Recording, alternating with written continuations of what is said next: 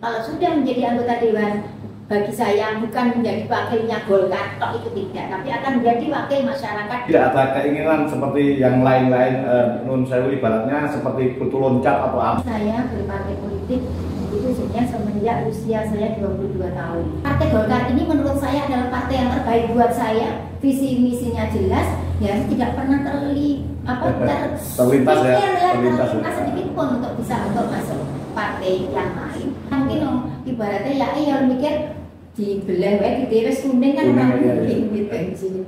Terus setelah itu saya nyalon lagi 3 periode gagal, Mas. Tapi saya yakin bahwa semua adalah karena Allah. Ini seandainya nanti amanah ada di saya, harapannya bersama dengan masyarakat, kami atau saya bisa membangun masyarakat khususnya Dabil yang kami wakili.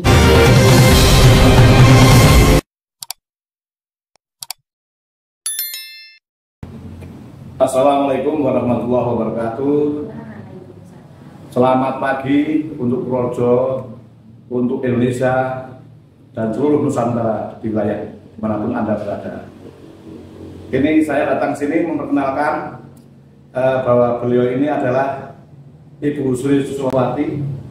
Kebetulan beliau ini adalah tokoh politisi. Ini tokoh gaya ini. Bahwa beliau ini sudah luar biasa berjuang berikutnya di Partai Golkar. Nah, ini saya berniat mengajak beliau meminta wawasan, pandangan tentang khususnya di wilayah Kabupaten Purworejo, sumbangsihnya ide-ide beliau untuk Purworejo, dan mungkin ada saran pendapat dari beliau untuk Purworejo dan manfaat buat Purworejo. Semoga di Purworejo 123 ini, di channel Purworejo 123 ini, masyarakat berkenan untuk menonton terus, selalu update dengan channel kita. Selamat pagi Bu Suswati. Selamat pagi. Ini kebetulan kami kok tertarik dengan panjenengan yang sudah lama sekali ikut Partai Golkar. Apakah tidak ada keinginan seperti yang lain-lain, nun sewu ibaratnya seperti kutu loncat atau apa, atau pindah ke partai lain atau bagaimana? Ini bagaimana pendapat Ibu? Terima kasih Mas. Jadi saya berpartai politik itu sebenarnya semenjak usia saya 22 tahun. 22 tahun? Ya awali dulu dengan di Golkar itu ada namanya karakter des, Mas. Karakter des, ya. Setelah dari karakter des, terus saya menjadi pengurus di tingkat desa, waktu itu namanya Komdes. Ya, sampai Komcat, sampai setelah reformasi adanya jadinya pimpinan kecamatan dan seterusnya. Saya masuk di Golkar yang pertama memang kebetulan saya kan orang atau anak waktu itu masih muda itu yang senang berorganisasi.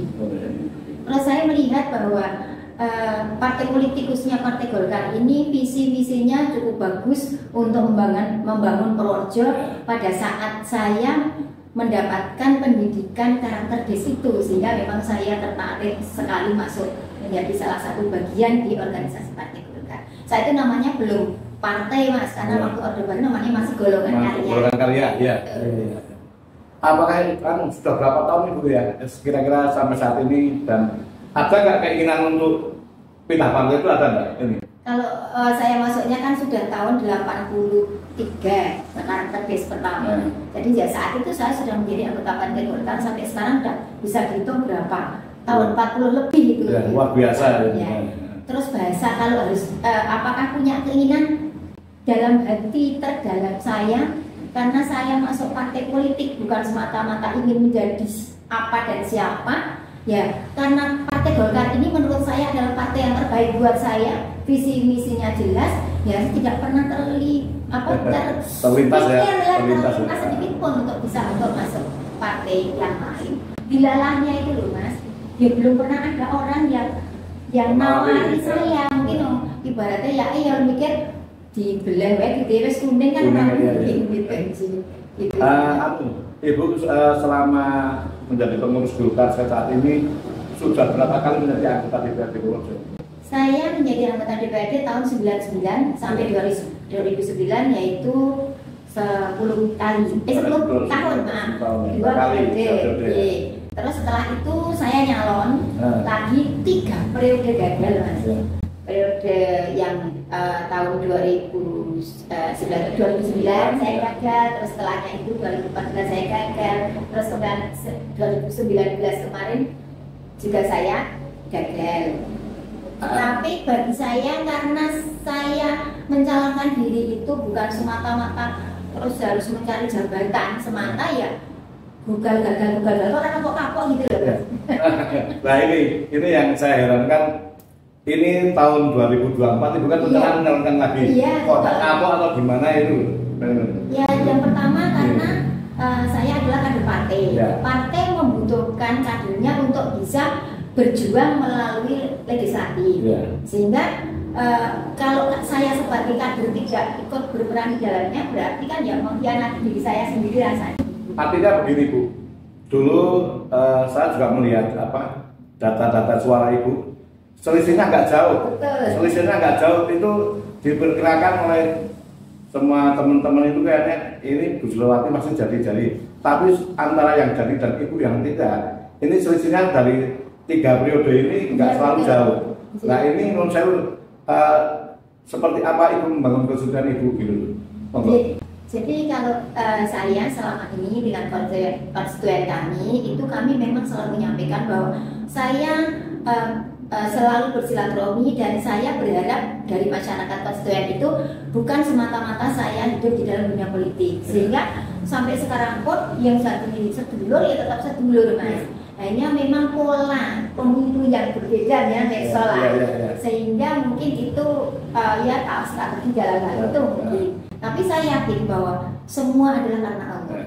Jadi siapapun apapun, kalau itu sudah dikersaki karo Gusti Allah, ya siapapun akan bisa jadi anggota dewan gitu. Jadi itu yang pertama. Terus yang kedua, memang 3 periode ini selisih saya dengan yang jadi itu kira-kira banget. Ibaratnya gurus terus ya saya berharap ini tahun 2024 ini dengan kami tetap menjaga silaturahmi dengan konstituen selama ini melalui beberapa kegiatan kemasyarakatan, melalui kegiatan sosial dan lain sebagainya. Harapannya masyarakat masih bisa memberikan dukungan kepada saya secara pribadi dan juga kepada Golkar, sehingga andai kami diberi amanah itu bisa ya membawa aspirasi masyarakat ke sekaligus. Saya dengarkan kan gini Bu, Ibu juga membangun usaha untuk kepentingan masyarakat ya, suatu usaha seperti macam pembuatan gula semut ya Bu ya. Itu apakah menurut saya ada tendensi seperti menurut saya dalam politik ya Bu ya, dalam politik biar bertahan dan bagaimana itu monggo Ibu ya. Ya sebenarnya tidak seperti itu Mas. Jadi kita itu kan hidup itu tidak hanya karena saya orang politik, tidak hanya mengurusi dunia politik.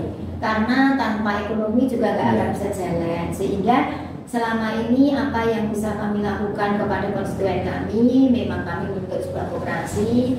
Harapannya yang pertama bisa meningkatkan pendapatan secara ekonomi, yang kedua ya hubungan saya secara pribadi dengan mereka juga bisa tetap jalan, dan yang selanjutnya bahwa menurut saya Mas, wong urip itu kan orang yang dibutuhi kok dipengkis berarti wong Golkar selama 5 tahun harus bicara di Golkar. Tapi pada saat-saat pemilu sudah berakhir, kami tetap bisa menggerakkan masyarakat dalam hal-hal yang lain. Dan koperasi kami ini, koperasi Kandi ini kan judulnya saja, motonya saja sudah sebagai agen pemberdayaan masyarakat. Agen pemberdayaan masyarakat berbasis sumber daya lokal. Iya itu. Artinya seluruh karyawan yang mungkin dari sekitar wilayah sini. Iya betul. Wilayah Kabupaten Projo ya Bu ya. Ya karyawannya, ya anggotanya dan lain. Asal bahan-bahannya itu bahan-bahannya gula dan lain sebagainya itu dari mana saja? Sebagian besar ada yang dari Projo, tapi memang karena kebutuhan yang cukup besar, kita juga punya anggota yang dari luar Projo. Nah ini saya tertarik dengan dari luar Projo dan dalam Projo. Sejauh mana Ibu membangun pabrik semut, gula semut ini sehingga saya dengar sampai keluar negeri segala ini Bu ya, sampai dikirim di luar negeri. Betul. Jadi ini luar biasa sekali untuk Projo Bu. Bagaimana daya tangkap dan pihak pemerintah Kabupaten Projo? Ya, yang pertama waktu itu setelah kami selesai jadi anggota dewan Mas Ritani, itu kami terus pengen memberdayakan masyarakat dengan cara yang lain. Istilah kami menemukan bahwa ada potensi Purworejo yang mana kita gali itu akan menjadi potensi yang luar biasa. Ketemulah gula cetak yang bukan diproduksi menjadi gula semut. Terus yang selanjutnya bahwa kenapa kok bisa sampai ekspor, ya memang orientasi kami saat kami mendirikan koperasi dengan produksi adalah gula semut ini memang orientasinya ekspor. Kenapa? Karena di dalam negeri sendiri pemakai gula semut itu masih terbatas produksi baiknya. Wong Purworejo, wong Indonesia itu masih lebih senang menggunakan gula pasir, ya gula putih gitu loh. Nah ini yang sebenarnya bertolak belakang dengan kebutuhan masyarakat gula negeri. Gula kami adalah gula organik tanpa campuran apapun. Lebih mudah masyarakat mengenal gula semut, memakai gula semut. Saya kalau punya tim-tim itu, apakah Ibu tidak menjalankan diri sebagai Bupati Purworejo atau bagaimana ini? Kan Ibu sudah tokoh yang luar biasa di Partai Golkar. Bagaimana Mas, apa itu sangat tidak ada dalam pikiran kami. Masih banyak. Padahal ada kesempatan itu Bu. Bagaimana Bu? Itu masih banyak kader-kader yang lain. Apalagi kalau di Partai Golkar kita masih sepakat. Di dalam rapat kemarin waktu kita rakor, kita akan tetap untuk mengajukan dari Bu Yuliasuti sebagai ketua DPD Golkar Kabupaten Purworejo untuk kita calonkan kembali di tahun 2024 sebagai bupati. Artinya DPD Partai Golkar mencalonkan kembali Bu Yuliasuti untuk menjadi kemarin itu ya pada saat rapor terakhir kemarin sementara seperti itu. Dan karena kan Bu Yuli kan baru menjadi wakil bupati DPD, jadi kesempatan untuk menjadi bupati itu masih sangat ada kesempatan untuk menjadi. Apakah itu nanti rakor itu sudah disetujui dari DPD provinsi maupun pusat? Belum. Nah, prosesnya masih panjang ya. Cuman ini istilahnya memang sudah, dan yang waktu itu mencetuskan pertama kali malah justru pengurus dari DPD provinsi. Ya, termasuk kemarin waktu Pak Erlangga itu kan juga nyinggung ramu di Purworejo juga nyinggung masalah. Bagaimana Bu? Ini menurut saya minta bagaimana agar masyarakat Purworejo itu tertarik, khususnya di dapil Ibu, tertarik dengan visi misi Ibu. Monggo diutarakan saja. Jadi karena tadi bahwa kami berniat untuk hidup di dunia politik ini, seandainya nanti amanah ada di saya, harapannya bersama dengan masyarakat, kami atau saya bisa membangun masyarakat khususnya dapil yang kami wakili. Itu yang pertama. Sehingga kami ingin selalu menyampaikan bahwa tidak mulu-mulu lah hampir semua masyarakat di dapil 1, karena saya sudah cukup banyak berkegiatan, sudah 10 tahun menjadi anggota dewan. Sebenarnya sudah tahu siapa saya, gitu. Jadi ya tidak ada anggota dewan yang bisa bekerja sendiri, itu tidak ada. Jadi tanpa dukungan mutlak dari masyarakat dan tidak hanya konstituen. Kalau sudah menjadi anggota dewan, bagi saya bukan menjadi wakilnya Golkar, itu tidak, tapi akan menjadi wakil masyarakat daerah pemilihan 1 Purworejo dan Kalising. Nah untuk itu harapan kami monggo kita bisa bersama-sama dengan seluruh komunitas, seluruh masyarakat, baik melalui dari yang jadi anggota dewan, eksekutif, legislatif maupun masyarakat sendiri untuk bisa membangun Purworejo khususnya dapil 1, karena tidak ada yang bisa melakukan kalau tidak bersama-sama. Tidak mungkin hanya anggota dewan, tidak mungkin hanya pemerintah, tapi dibutuhkan juga keterlibatan masyarakat, sehingga harapannya bahwa pembangunan itu tidak hanya istilahnya top down tapi bottom up, dari bawah betul-betul apa yang diinginkan masyarakat. Misalnya pengen satu kelompok pengen berdus kambing Etawa, ya tidak kambingnya kok di-drop dari Semarang Mas, ya kan enggak. Jadi ya kita gunakan betul apa yang ada potensi di masyarakat. Yang luar biasa ini saya sudah mencoba Mas untuk mengembangkan kambing di Kalising. Luar biasa. Karena saya melihat begini, banyak masyarakat Kalising yang pengen minum kambing, tapi ternyata kok kayaknya mungkin karena secara ekonomi masih membutuhkan bantuan dari orang lain. Jadi kami Koperasi Kandi juga di sana ada kelompok kambing, istilah kelompok peternak kambing yang itu digaduh oleh masyarakat.